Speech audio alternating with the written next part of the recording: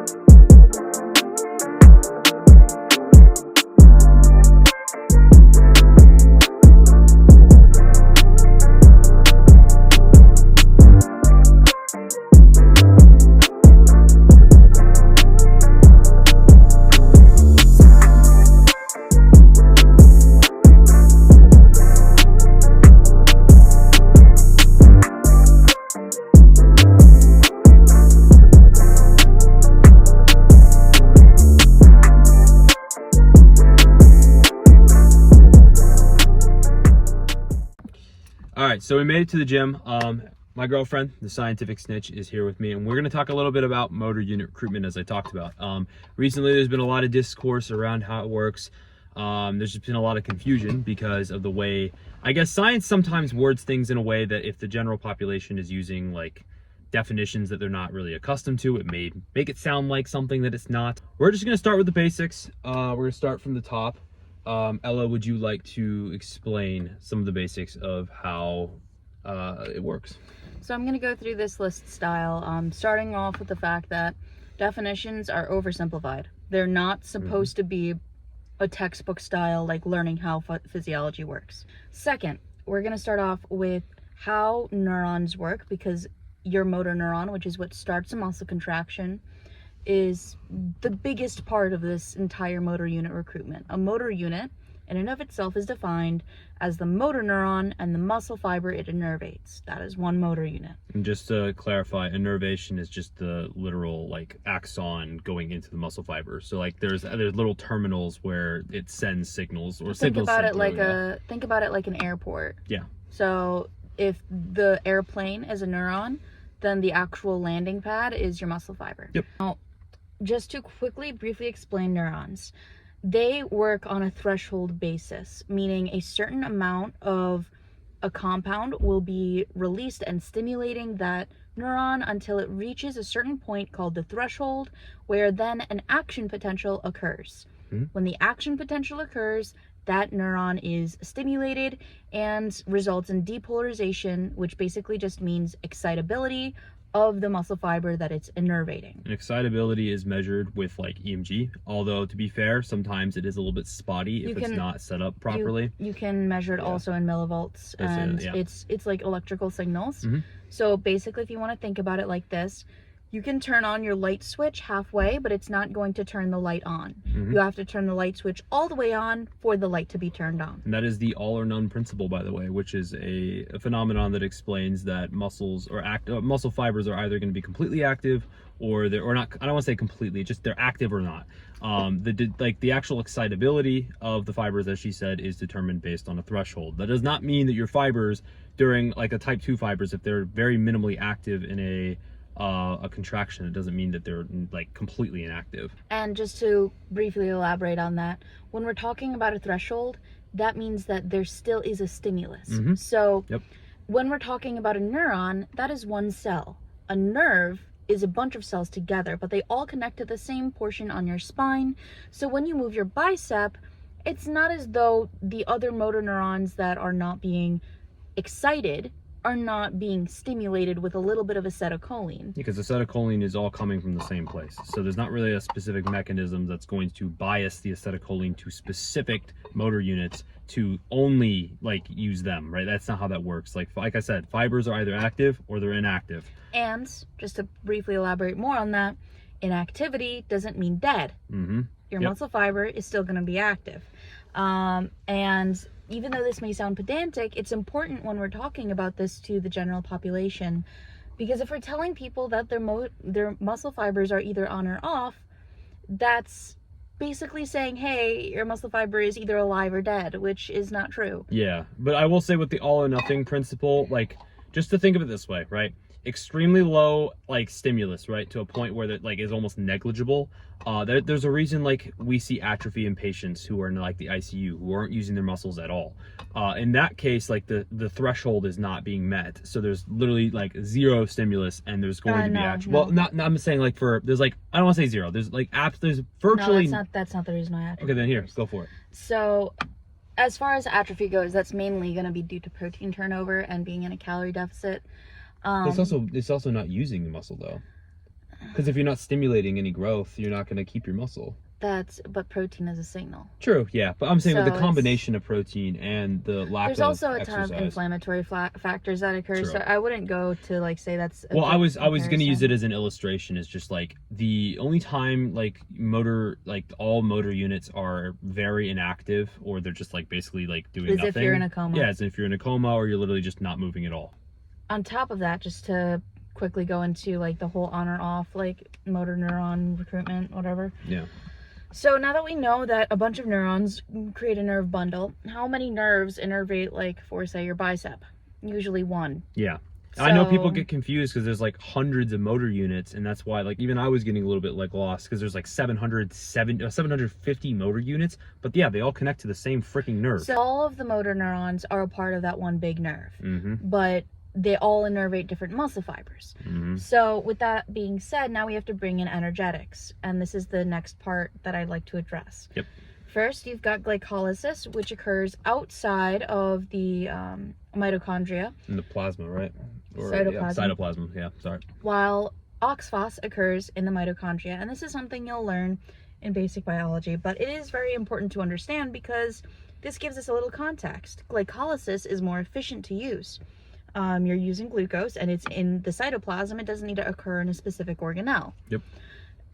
Comparatively, you've got oxphos, which occurs only in the mitochondria, so it's going to be slower. It's going to be a little bit more, there's more things involved because you're breaking down a fatty acid, which is a lot more bulkier of a molecule than a single molecule of glucose. Also, sorry to cut you off. Oxphos is oxidative phosphorylation, just FYI. I don't know if she said that. I think you just abbreviated it. I'm sorry. Yeah, I'm used to speaking. So either way, it's just oxidative jargon. phosphorylation. All fibers, FYI, have mechanisms that allow them to use oxidative phosphorylation. This is because every cell in your body has a mitochondria. Mm-hmm. If it didn't, it wouldn't be your cells. Exactly. So, even though type 2 fibers have significantly less mitochondria, it doesn't mean they don't have them. So it means that even like we said earlier, even if they're not meeting the threshold for significant excitability, it doesn't mean that they are off, and it doesn't mean that they can't contribute at all, because they literally can. That is the whole point we were making. In fact, there's an actual phenomenon known as muscle tone, right? It's not really a phenomenon. It's just a physiological principle that, okay. like your muscle tone basically just is that your muscles are going to randomly fire to ensure they're active, which is a good way to ensure that you're not paralyzed. So there's basically just constant impulses like from your body, even when you're not like really like significantly exciting the muscles. So and this also goes to show why if you have too much salt or you have too little salt, you'll feel like twitches in your muscle fibers because they're being either really heavily excited or they're just kind of jerking around a little bit. Yeah. Also, just to clarify, those twitches and those like pulses, they're not enough to stimulate like actual growth of those fibers, that's where people are getting confused. It's like, oh, well, does it like it's not going to grow anything? Yeah, obviously, but it's not. It's telling us also that like muscles aren't like a light switch where we're completely turning them off completely and they're just inactive entirely. Like what we're trying to say is that it's more like that they're just not contributing like really anything in like, that regard. Because type 2 muscle fibers primarily rely on glycolysis, the amount of mitochondria in them is very low. Yep. So if type 1 muscle fibers are up here, the amount of oxphosphate type 2 muscle fibers is down here. But when type 2 fibers are activated sufficiently and they meet that threshold of acetylcholine, then they're going to be like this because they have glycolysis, which is more efficient and more powerful than oxidative phosphorylation. Yep.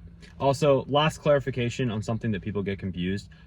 People like take the all or nothing, like all or none principle or the all or none law, and then they get confused because Henman's size principle dictates that motor units are recruited in order of intensity. But this is just a clarification about that. Motor units being recruited is where people are getting confused about the whole turning things on and off. When we say recruited, what we're meaning is those motor units are like there's a threshold that's being met that is significantly exciting the fibers of that motor unit, like actually exciting the motor unit that innervates those muscle fibers. Just to put it simply, it's literally just meeting the threshold so that way an action potential can occur. Yeah, so there's actual significant growth that could occur from the stimuli that you're like, if you're training really hard, let's say near like failure with heavier weight, you're going to significantly excite those type 2A, type 2X fibers that are more associated with growth. Now, last clarification, some also people were talking about this, so like in my DMs, type 1 fibers are always maximally going to contribute because they are, like we said, they rely on oxidative phosphorylation. Which basically can occur indefinitely. If it didn't, then you quite literally would not be holding yourself up. Yep. And it also would defeat the purpose of the Henman size principle, which is that when you're recruiting muscle fibers, it starts from the smallest and goes up. Yep. So if you're recruiting something maximally, then the smallest ones are already on. Yep, exactly. So that is the basics. Hopefully that covers as much as we can with regard to motor unit recruitment. Obviously there are probably some caveats that we didn't like fully touch on, but I hope that clears it up.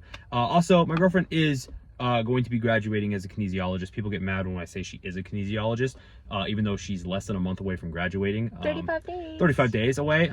So pretty soon I can literally say that she is a kinesiologist, but hopefully that gives her a little credit since some people want to be really weird and shit on her for, I don't know, being a girl. I don't know. People are weird. Either ways, let's get to the gym and do a little upper body day. All right, so first exercise is obviously going to be the shoulder press. I've been liking this machine specifically. We're going to try and see if we can do almost 4 plates. It's about 3 45s, a 10, and a 25. So we're going to see if I can move this for 4 reps. I think I can probably get it for 4 or 5. In my head, I'm thinking 4 is more likely, 3 to 4, but I'm hoping we can get 5.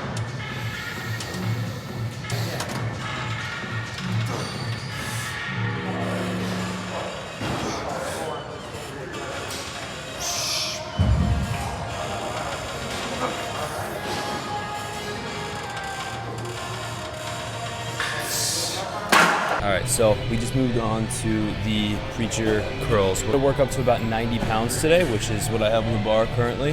I think that's a 10-pound increase from yesterday. I'm not entirely sure though. So hopefully, we don't tear our bicep. Just joking. I really hope I don't tear my bicep.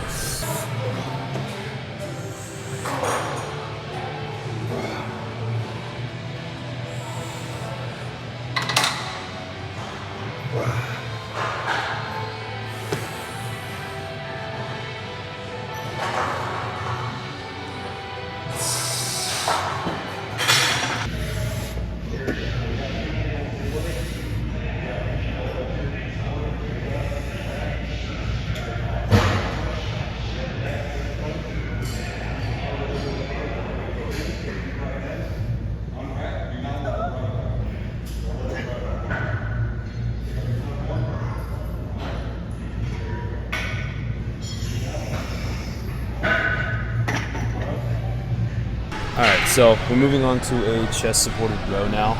My gym still doesn't have a great machine, so I tend to use this chest support row variation with an easy bar, just because dumbbells, like I feel like they're a little bit like unstable, and it's hard to kind of standardize like how flared like both my elbows are like in terms of form. So I found the easy bar is a lot easier to actually, and funny enough, easy bar is easier, but I find it's easier to actually standardize form, and I feel a lot more of a contraction when I do a row like this. So either ways, we'll work up to, I don't even know, we'll figure out what weight we should do. I'm still kind of getting used to this exercise.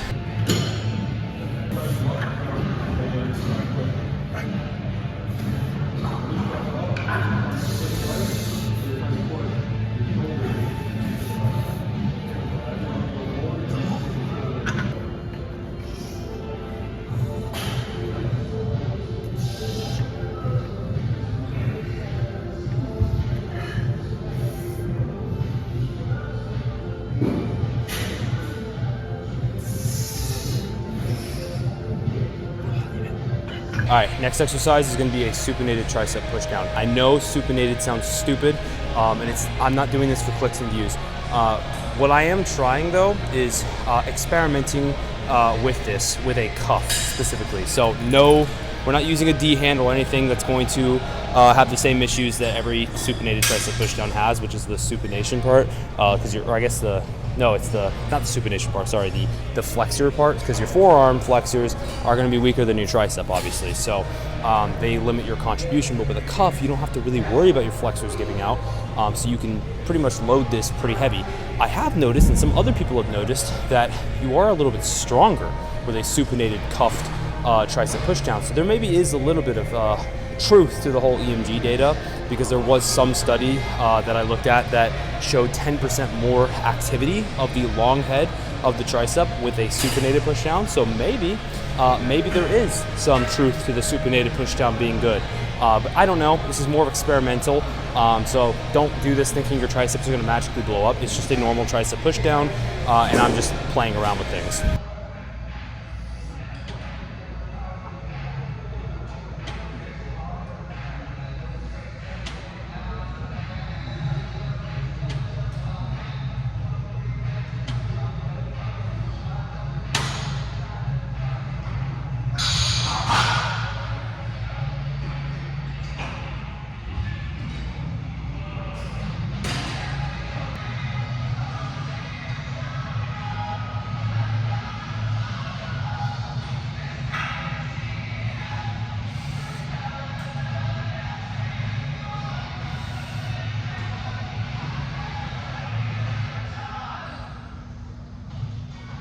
So next exercise, we're gonna be using this chest press machine. I actually decided to ditch the chest flies. I was getting bored of them.